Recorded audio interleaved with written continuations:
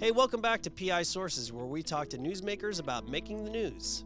On this episode, we're talking to Natasha Lindstrom. She is an investigative journalist who has done a number of really great stories for Postindustrial. Take a listen to our conversation. Natasha Lindstrom, thank you for joining me on PI Sources. Thanks for having me here. Do you even know what PI Sources is? I've heard a little bit, but tell me more. There seems to be a tragic misunderstanding among Americans about what goes into making news and the people that do it and the process and the code of ethics that we follow or are supposed to follow, et cetera, et cetera.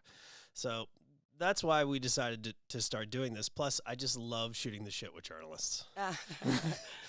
It's just, there's so many great stories that go into telling a story that I think people, if they had a greater appreciation for what it takes to tell a story, they would be not only more appreciative of what we do, or at least hopefully, but maybe appreciate the craft as a whole and the fact that there's a lot of zaniness that goes into creating a story, whether it be just in the reporting or the producing and everything that goes on. I mean, we make it look so effortless at Postindustrial, of course, but it's a nonstop, neck-breaking pace of news gathering and trying to figure out how to tell the story correctly and whatnot. So that's why, again, we ask people like you to come in and talk to us about it.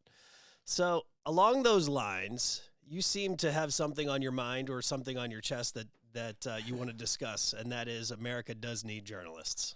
Why does America need journalists? Well, it's part of why I went into the profession. We need journalists as part. I think it's key to a healthy democracy, for one, an informed citizenry, helping people connect the dots, things that are happening and how it affects them, why it matters, holding the powerful accountable. All those things are really important, especially today when there's so much talk of fake news or misinformation, alternative facts. I think more than ever, they really need credible sources to turn to with, do our due diligence to, communicate what's happening in the world to them and try to help make it a better place, in doing so. While you're out doing that, and I have, I've had my own experience dealing with this, and especially of the last few years, as you mentioned, fake news and people's assertion that most mainstream media, some people's assertion that mainstream media is can't be trusted. What's it like being a reporter in this day and age, covering important stories, the kind of stories that you cover? You cover politics, you cover contentious issues with people who are pissed off. What's that like now? It's interesting. It does depend on the story. Like, for instance, if it's a more specific focused story that isn't outright seem political, it's not as challenging as you think. But you're right, when there's these politically charged events, whether, even as a local journalist, not coming from an analysis point, but covering the various rallies out there. I've been, with 4 presidential motorcades now, and even during the Trump presidency, for instance, it was tricky because you see a lot of people who just dismiss entirely that any journalist is part of this fake news brigade. Although when you stop to explain to people what you do every day, as you're pointing out, like a lot of light bulbs go off. Like, do you have time to go to that city council meeting, for 6 hours tonight, or the school board? Are you the ones covering that? Like, they really, why are the police on your street tonight?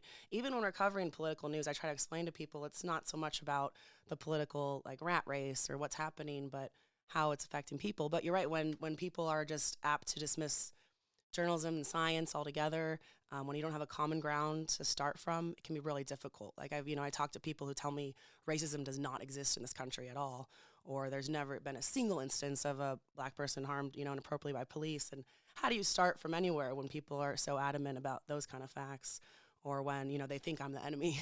It can be tricky to talk to them. Even just recently covering the Michigan primary, I was a lot easier to talk to Democratic voters or independents, and a lot of the more, those who identified as Republicans were very wary of me, just the fact that I was a journalist. So that can be difficult. When I covered President Trump's visit to Western Pennsylvania during the 2020 election, right before, he, it was interesting to me how he really knew his audience, like when he was talking to Just Us reporters outside the new ethane cracker plant going up in Beaver County. He was very cordial, very nice, talking to us, and then as soon as he got into the big rally stage with the hundreds of people watching him, he was like, put the media up in the crane. And so it's challenging to overcome some of those things, definitely. Do you ever feel like you're in danger? So interesting you bring that up because I hadn't in the past, and obviously we did have that only. Um, I would say, after the George Floyd protest, there was really only one night, maybe a couple after, where it actually got kind of scary. But a lot of that also was how the police were reacting to things. Um, some of my fellow reporters, I know, and even here in Pittsburgh, we know one of the Timmermen got attacked by some people during that event. There was, whether they call it tear gas or not, kind of pepper spray things. I have reporters affected with things like that. But for a while, most of that summer, things were pretty peaceful. And then leading up to following the January 6th insurrection, a lot of, I don't, I've been in part of local newsrooms and others have done so, where we've actually been equipping reporters with things like bulletproof vests and,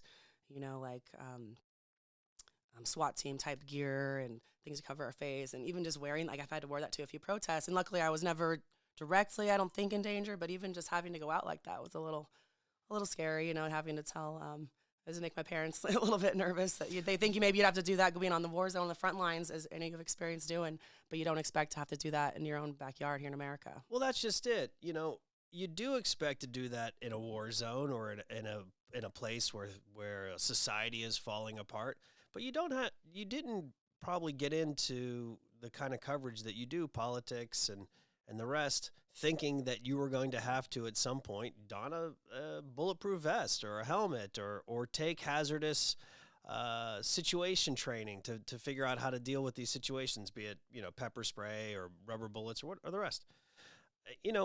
It's come to a point in American journalism where I feel as though everyone needs to be at least cognizant of the fact that you could be in danger in doing your job. And I never really thought that was a possibility in America, but we're in that place now, I feel like. We've actually been advised by Pittsburgh police, especially of what's related to the protesting of election deniers and et cetera, and different things, like to not identify ourselves as journalists. In the past, you'd want to be media. You wear a big, like, orange vest so police know who you are, and, like, with your lanyards, and they actually worry that we could become a target by doing so. So that's also interesting turn of events. Like, we're supposed to be kind of looking out for people, the little, guy. We don't expect to be demonized and targeted ourselves that way. Again,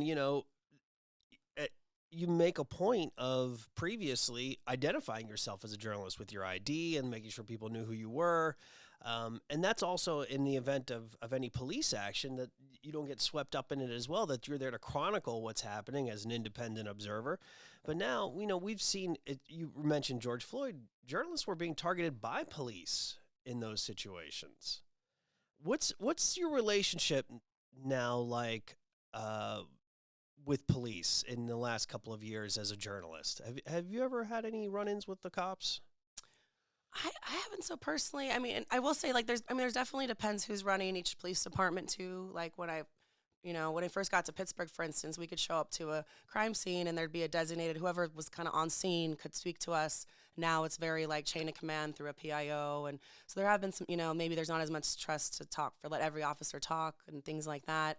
It can be really difficult to get more information, and you always have people wondering, why don't we have these different facts? And, we can only report what we're getting, or as things develop. But I do say it's more of like, it's more become we'll tell you what we know, as opposed to letting us ask questions sometimes, which is frustrating, and things like that. But yeah, it's I think there's a lot of more of concern about just public image, as opposed to just getting the facts out sometimes. That's interesting you say that, because as you're describing it to me, it's very reminiscent of how the military conducts their media operations in a war. It's very controlled now, as previously used to be able to talk to, and this is even before my time, when I talked to my older colleagues who covered the Vietnam War, for example, they would say, well, you could just jump on any helicopter and go wherever you wanted around the country and cover the war. There wasn't a lot of oversight from the military. Now it's, you have to register and get your embed, and you're there for an X number of days, and you're allowed to talk to these people, but not these people. You can go to this place, but not that place. And I feel like, from what I've heard from you and from others, that relationship with the police that used to have, where you would cultivate sources, is not as prevalent as it used to be, because they're more guarded now when it comes to journalists. Is that the case? Yeah, I think so. I think, and then especially, if there's anything involving Officer Ralph shooting or there's, unclear information, they definitely seem to want to. I mean, we see even in other parts of the country, we see just even like tragic events of Uvalde and how much wasn't said in a Right. transparent manner, or just because they're so worried what it's going to look like, as opposed to just being straight with people about what happened. Um, yeah, I think that's definitely a concern. It's fascinating to me, like you said. It seems more like there's moving in line with the military, even our local municipal Right. departments. And I will say, maybe it depends on the type. Like in Pennsylvania here, we have the city of Pittsburgh and Allegheny County Police, but we have a lot of small town municipalities. And I will say, some of, especially if you have like a long time local journalist, some of them do respect some of the, local papers and will be more open. But it kind of just depends on a department by department basis. I feel, and whereas others will be totally non-accountable, not even put out press releases, not even return your calls for days about a big murder in a part of town. That happened at Alakiski Valley for us because they were out of, the chief was on some convention or something. There's different. Sometimes it just depends how, I guess, they're run. But yeah, Lately, I'm sorry.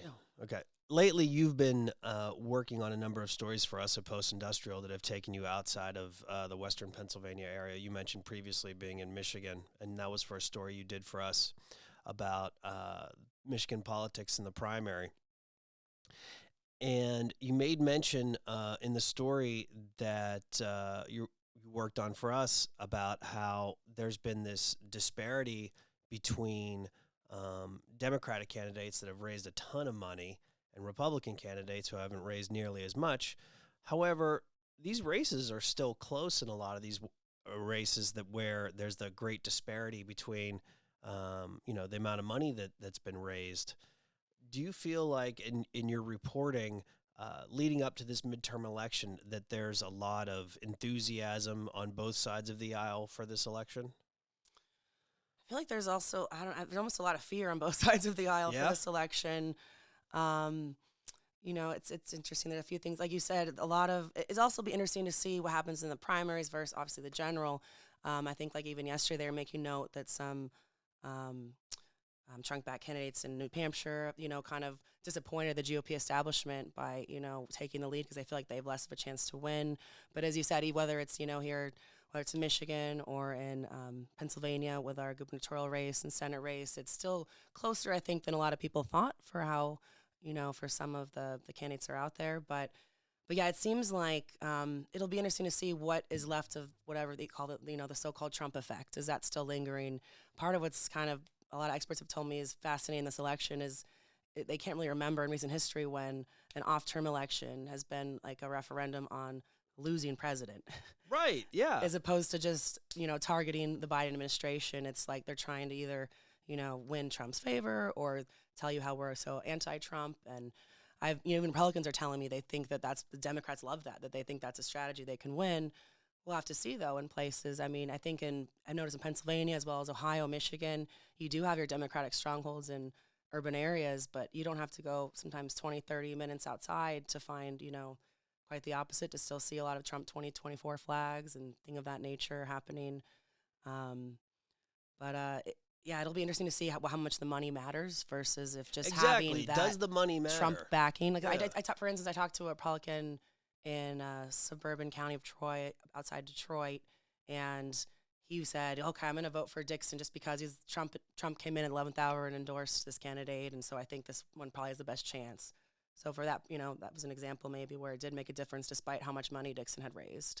So it'll kind of remains to be seen what will happen to the polls. That being said, I think the reason why a lot of GOP leaders are just worried about what will happen at the general, that if this too much extreme rhetoric, and even on either end, is starting to alienate a lot of voters, and but most of America still really is more moderate than maybe they even realize, and a lot of them are sick of talking about just the demonizations and what's happened in the past and want to focus on the future. Let's look at the economy. Let's look at what's happening in my neighborhood. Let's look at what's coming ahead, and not keep talking about whether someone is patriotic or not, or is whether the election really You happened. in your reporting for us, you had talked to a number of folks who looked at it through the lens of abortion, and would-be voters who identified themselves as not being pro-abortion, but were also pro-choice, but pro with limited choice, and didn't like the fact that Roe v. Wade had been overturned. Um, do you see that as being a deciding factor in not only the election, but for people coming out to be coming out to vote? Uh, just in the reporting that you've done. I think so. I went in that day kind of not knowing what my story was going to be about the, I was going to kind of several different polling places in Michigan and talking to people, and overwhelmingly, whether it was someone was Republican, Democrat, Independent, abortion was a huge issue for them. And I'd talked to, people who had voted for years for Republicans who were, I can't this time, especially women, but not just women, but, a lot of people brought that up as one of the most important issues to them. And they never thought that would be the case when they went to the polls, that would be why they're voting for people. More people were voting for women altogether, they told me. They're like, if I didn't really know the candidate, I chose a woman. And, kind of thinking, men as well as women, maybe thinking that they would have more inclination to look after women's reproductive health care rights and things of that nature. But yeah, it does seem, when I talk to some of the Republican leaders, they think it's not going to be as big of an issue. And obviously there are parts of the constituency that are happy with that decision. But I think that's going to, even weigh more heavily perhaps than the Trump effect, if whatever lingers of that, because it came up time and time again. And like in Michigan, for instance, all 5 of the gubernatorial GOP candidates were against abortion, in almost all cases. And so people were voting in the Republican primary, but they're like, for the first time, I'm not going to vote GOP when it comes to the general. Now I'm going to ask you a sticky question. These are all softballs up till now. I didn't know if you knew that. That's how it works in journalism, right? You got to start exactly. with build the rapport. This is what's fun about talking to journalists, because I know you know this trick, and so you know that I know that you know that I know that those were all just warm-ups, and now I'm going to give you a hard one. When it comes to covering a topic like abortion, what's it like having to weigh your own feelings about that topic with sitting down and reporting on a topic like that, and then having to write about that topic and having to cover that topic, let's say as a continuing issue? What is it like for you as a person, not as a journalist, when dealing with the differentiation between your own feelings and what you're reporting? So I think, for one, we have to be cognizant of our own views, opinions, potential bias, when you go into a story. And sometimes I think myself and others, maybe we even go too far on the other side to make sure we're not interested in our views. But really, I think it's about capturing the story you're telling. It's not so much, my side on it. The best thing to do is to talk to as many other experts and sources as I can. And like when I try to give an authoritative nut graph in a story, it's based on intensive research, not just what my own opinion is. But, maybe my own, I'm sure there are people out there who maybe might share, an opinion I have, who might not. It's funny because I've done stories out as well about kind of in-depth stories about, for years, people who've done the March for Life on Washington before this was ever an issue. And it's funny because I think I wrote that story and I try to be measured enough, and I actually had people on both sides who were angry at me about it. And I think that's kind of when you're doing your job right sometimes, when you don't please everybody. But really, I guess it's just, if you're writing a news story, if you're trying to tell what's impacting someone, it's less about how it's impacting me and more about the broader general public. But I guess it's kind of tricky hard to answer. Maybe if we got more specific, like, how would you answer that, Carmen? I'm curious. How would I answer that? Yeah. Well, I'll tell you how I would answer that. I would answer that. I would tell you that I would probably answer it more like that way when I was your age. Yeah. And you're 30-something, and I'm almost 50, and the veneer of all the things I'm supposed to be objective about, yeah, it's not as, I'm having a hard time keeping it up. Well, and you have to be careful with false equivalencies or just giving the same weight to both sides of a debate. And not just abortion, anything, that it's not always, to be fair, of course, is to just give equal weight to. And for example, looking at the general public, like, what are their views on abortion? And if most people agree with this, then that there's kind of some credence to go with that too. Like, it's not like you have to give equal weight to every anti and pro, on every kind of cause either. Anyone who asks me will, and I'll tell them I'm pro-choice. I'm extremely pro-choice. And if you wanted to know the exact parameters of my pro-choiceness, I could probably give them to you. But as it pertains to something like guns, I hate guns. I don't want there to be any guns. I don't think anybody should have guns. I don't care what anyone says about that fact. I have come to that conclusion based on my years of experience, on the fact that when I came back to America and started Postindustrial, and I started looking at all the gun numbers and the gun deaths, and seeing how often I was reading headlines about young children accidentally shooting their brother or sister. Yeah, that's enough. Well, and I think it's important for people to know, though, even if you feel strongly about that, like, it's not like you wouldn't talk to people who really loved guns in your story, or you don't. It's not that you don't give them a chance or a voice to be heard, and I lost my train of thought there, but like, yeah. I don't know if I could cover the gun issue, though. That's the point I'm saying. So there are I don't some know issues if I that are could too be close to you. I could report objectively at this point in my life and career about guns and gun issues. I could talk to gun people. I could have somebody come here and talk to me who is a Second Amendment advocate, and we'd have a robust and spirited conversation. But would I be able to be an objective reporter on that subject? I mean, I could force myself to do it, but it would pain me greatly inside. Well, but we also have to delineate, I guess, between reporting and editorials, which if you're writing, because still, if you're doing a reporting piece, I think one of the greatest asset to a reporter is empathy. And so maybe even it's not that you're maybe just writing a piece saying this is exactly what we should do, but you tell the story about those kids that were killed accidentally by guns. You get people. I think a lot of these issues, guns in particular, like, people have a very different experience growing up in a place like a part of Pittsburgh that sees gun deaths like all the time versus out in like the rural area where they're just trying to teach their kids to go hunting. And like, if they would put themselves in their person's shoes, and like maybe you're afraid of your guns being taken away. Well, this mom's afraid of her kid being killed every night. And like, some of it isn't even maybe I like to also put out solutions. Maybe we don't have the one solution, but at least we need to be talking about this. And even if someone who likes guns has to know why people like you and others are in so much fear of them, I think it's important to try to help people see things from other perspectives. I hear what you're saying, but then it raises another important question. Is empathy bias? I would say no, personally, but I guess it depends. I mean, if you're being empathetic, I guess the certain. I mean, like, there are certain things, because you can't be across the board empathetic. It's just impossible, right? You have with to like pick and choose. Well, you can be empathetic with the human condition and just a person. Right. I mean, when you have a good when you have a good interview, it's not really an interview; it's a conversation, right? Correct. And even if you disagree or holding someone's feet to the fire, if you treat them with respect, you listen to what they have to say, it's a genuine conversation. Like, to me, that's a certain level of basic, not like over the top sympathy. But I could be empathetic with you, but I can't be across the board empathetic with all of humanity, because I'm going to overlook some things that I haven't been able to fully understand or address, or understand why this is a problem. Like, you just lack the resources to be able to be.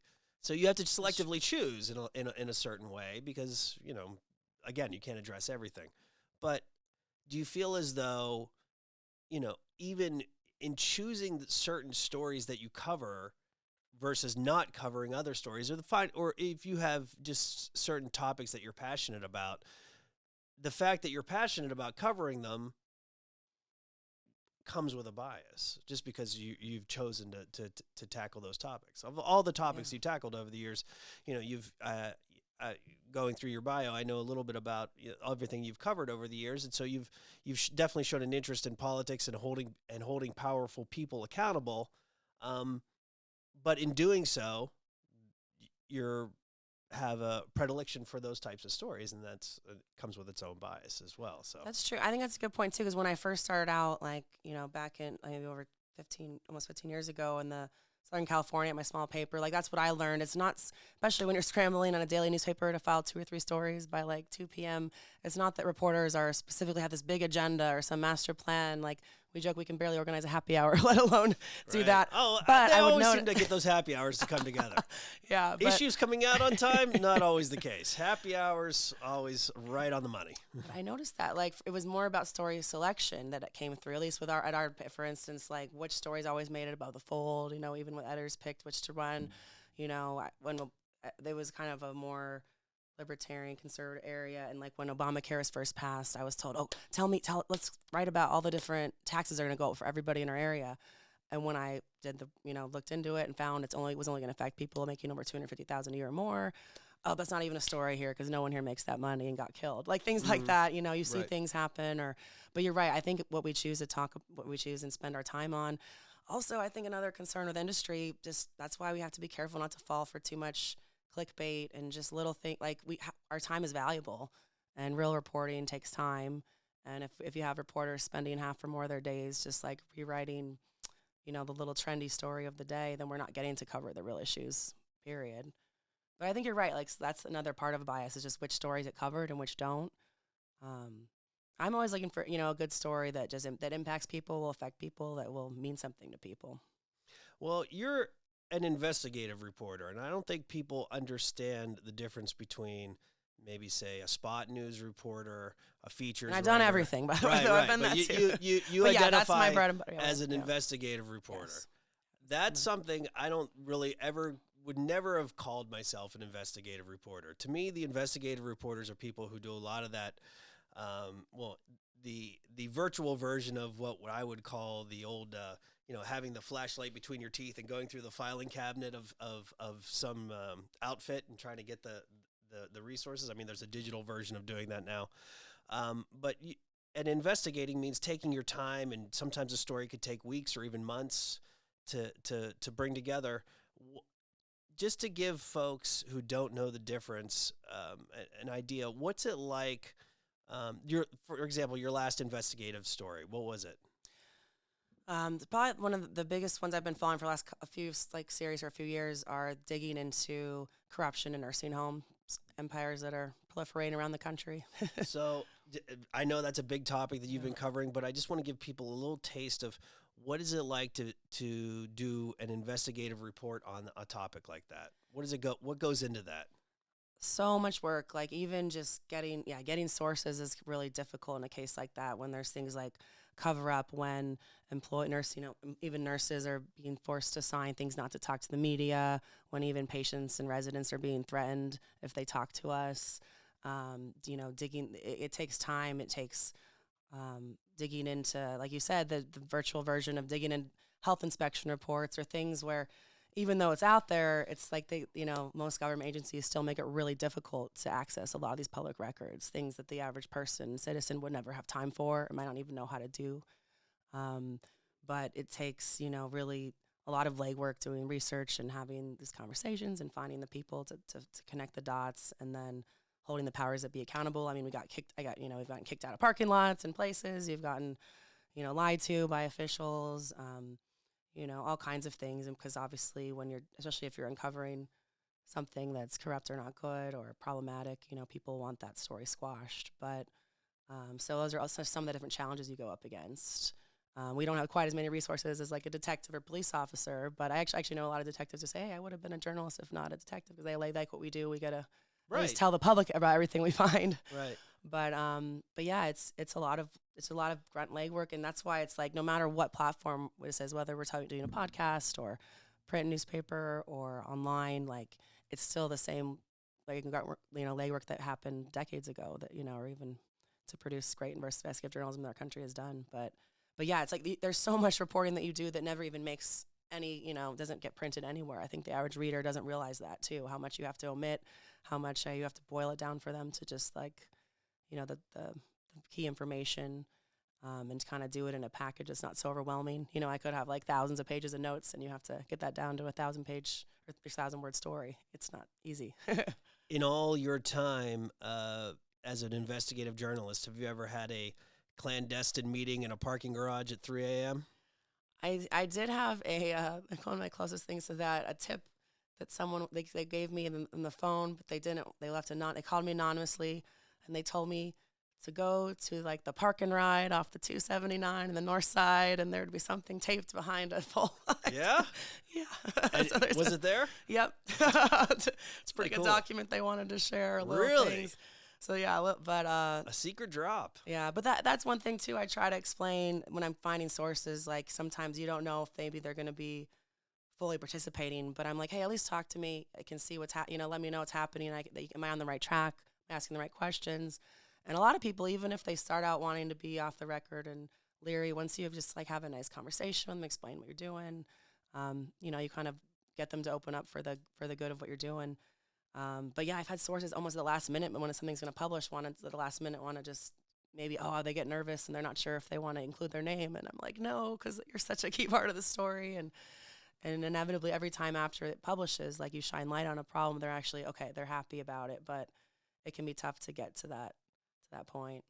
But yeah, you get tips all kinds of ways, but when it comes down to it, you got to talk to people, you got to find the records, you got to do the.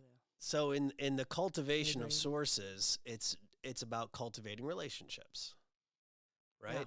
And that's not just with people that you're talking to for a particular story, but ones that you go to again and again.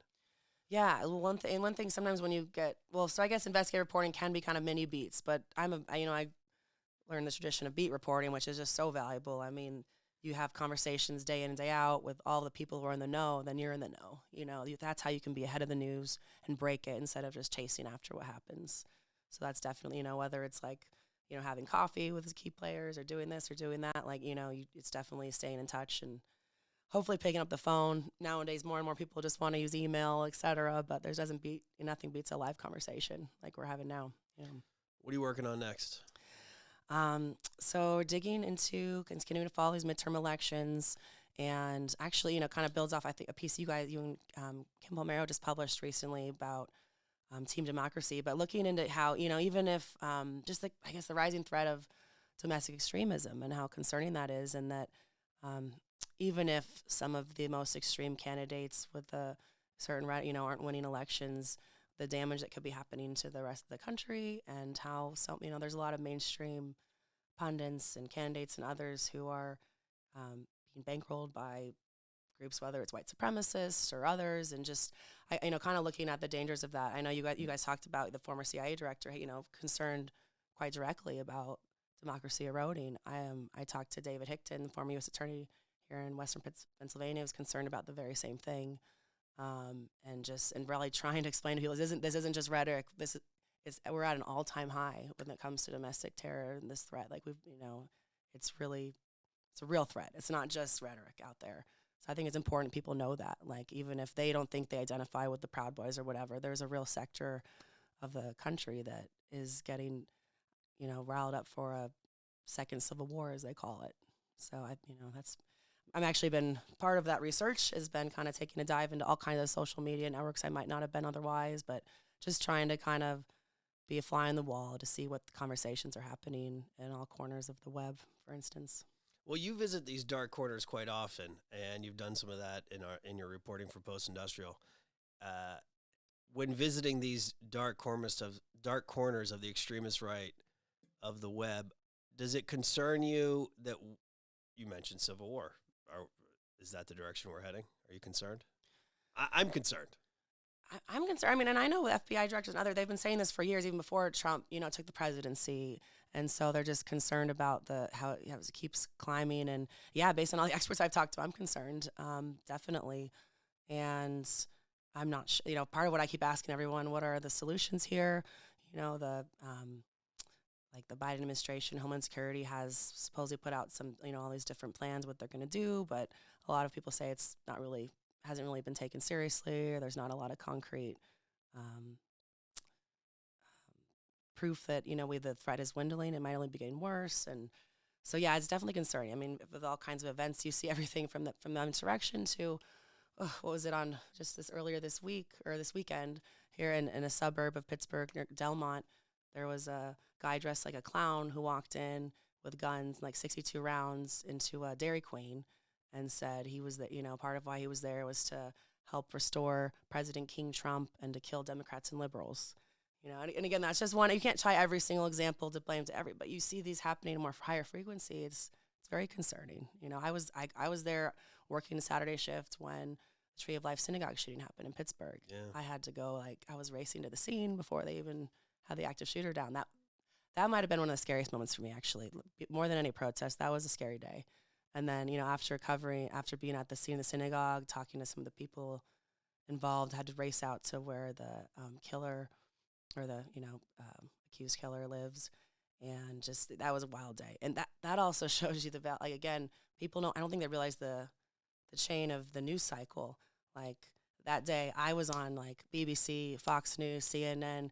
They're all sending their parachute reporters to come in, but they depend on the local reporters on the ground to tell them what's happening. Right. And if they didn't have us, you wouldn't have those big news stories. You wouldn't have The Economist or CNN, And Right. so I do think that's critical to remember the value of the local journalists. I'm saying events like that. Absolutely. You know what? When that happened, we hadn't started publishing at Postindustrial yet, and I was in town, and I ended up doing some work for CNN that day. And initially, it hadn't even occurred to me because I was in town and didn't have my reporting cap on. And then I saw it break on television, and it took me a while to figure out, I better go up there and do that. And I actually spoke to some people I knew on the national desk at CNN, and I helped them cover that story. But I couldn't have done that story if I wasn't basically following the trail of what the locals were doing, because they had obviously better sources. They knew more about the story and about the history, and they just knew a lot more than I did. And I was coming into it almost like a foreign correspondent in my own hometown to cover that story, and I felt completely inept in handling that story. And I don't think I did my best work that day, for sure. And one value we had, like I was part of a local newsroom that day, and we had a lot of us fan out and cover it together. But I've also, I don't know, just having, even when it's a small tragedy, like I've covered so many incidents as a journalist where you do have to be there to tell a mom that her son is dead before she knows, or just something horrible like that. So I remember trying to talk to some of the people involved, and all of these journalists. I think they're from national outlets in New York and other places, and they were like, how do you do this? What do we do? Like they had been a lot of stuff from their desks, and they hadn't really. But it is a different skill set to be able to go, to go into such a sensitive event like that, and especially to turn something on a deadline. But, But that was a pretty significant day. Well, but it shows the real threat. Like this is, we're not just making up that white supremacy is a threat, or these, we've literally extremism is a legitimate concern. I'm worried about domestic terror more now than I was before before January 6th, and clearly after January 6th. And I think January 6th is just a preamble to what we're potentially going to see even after this next election. I worry that if somebody like Doug Mastriano in Pennsylvania doesn't win, he's not going to accept the fact that he hasn't won. He has a military background. He's shown a propensity for gathering people together who are like-minded, and I'm uncertain that he's not going to do something drastic that's going to get people who are armed and deluded into doing things that are detrimental to our democracy. Yeah, and I think that's among concerns on a lot. There's a lot of these candidates around the country that are election deniers, et cetera. And even I've seen at some of his recent rallies, President Trump saying, it's already rigged, so we have to just beat them by a landslide. And if we lose, we know it's rigged anyway. Like it just seems, there's always an answer for why he didn't come through, or why, it's even with that goofball Mike Lindell, who just had his cell phone seized. Every time he promises to deliver this overwhelming evidence that he's supposedly gathered for election fraud or whatever bullshit he's peddling, he spends 2 hours talking about it, but then he never delivers. And then he just says, well, okay, I'll do it again in another 2 weeks, in another pay-per-view event in which I can, fill my coffers with idiots' money. I feel like we're in a perpetual cycle of this in America, where people just are willing to believe anything because anything gives them hope against feelings of no hope. And and this is something I've talked with other guests about, other journalists and academics and experts. There's a palpable and growing sense of hopelessness in America. That's something I've noticed over the last few years. And that's why I like, and there's outlets like the Solution Journalism Network and others, but like I think we have to point all the problems, but we also have to dig into solutions. We have to let people know that it's not hopeless. That these might be hard challenges, but like we can't. I think it is important to try to remind people that the reason we want you to be informed is so we can find the solutions, not just to depress you and fatigue you. I think that is a real concern. I have friends and others who I just can't watch the news anymore, or I just get so that everything's negative. When everybody tells me they can't watch the news, that's scary. That drives me insane. First of all, it leads me to know that they clearly don't read, because I assume most people don't. But when they say I can't watch the news because it's too depressing or it's too divisive, you're not doing your job as a citizen. I'm sorry. You have to be able to be informed in order to participate in a positive manner in our democracy. And when people tell me that they're not informed, I'm thinking, you're not even in the game. Yeah, well, and it's scary because that's when you really do lose democracy, when people don't know anything or just believe whatever they're told by, a certain pundit or whatever. But I think at least if you can, like, I know just as a journalist, there's been so many times where I was like, I had this great big story, and then the solutions part gets just like relegated to a little sideboard, not included, or we don't keep going. Like, I think that maybe that is one way to help people, like, or even if I've, worked in several different states as a journalist around the country, it's been helpful to come in with fresh eyes and tell people, hey, this is how they do it in a different state. Like, there are better ways, and, so things like that. But you're right. Like, I think people, like, and especially how do we find people these days is one of the biggest challenge, because if they're only getting news from an occasional click in their social media feed, what pops up on Facebook or Twitter, they're not getting a whole well-rounded dose of news that way. You're not going to get well-rounded news just from TikTok, et cetera. So it's like, I think that's why newsletters are making a bit of a comeback. We got Postindustrial is a great one, and others, podcasts maybe, but we have to find ways to get people engaged again.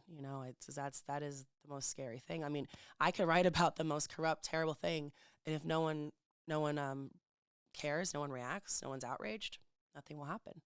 I wrote, like, there were people were outraged about what was happening in some of these nursing homes, and within a few weeks we heard about a grand jury investigation was launched, and all these things. Things are happening, hopefully, but the power of the press hinges on the people. I don't think people realize that. We don't just have this power on our own. We have the power to shine light on people, even if what they're doing is legal but unethical. It's the people who have to get upset about that being unethical or wrong for it to, for the politicians to care and others to care out there too. The people need to get involved. I like that. And on that note, I'm going to have to let you go because we got to bolt out of here. Thanks so much, Carmen. Hey, I want to thank Natasha Lindstrom for being on PI Sources, and I want to thank you for watching and listening. For more episodes of PI Sources and other great podcasts, go to postindustrial.com and check us out. Thanks a lot. This podcast was produced in partnership with Postindustrial Media. Postindustrial covers people, culture, and ideas for post-industrial communities around the world. Visit postindustrial.com to learn how you can join the post-industrial community.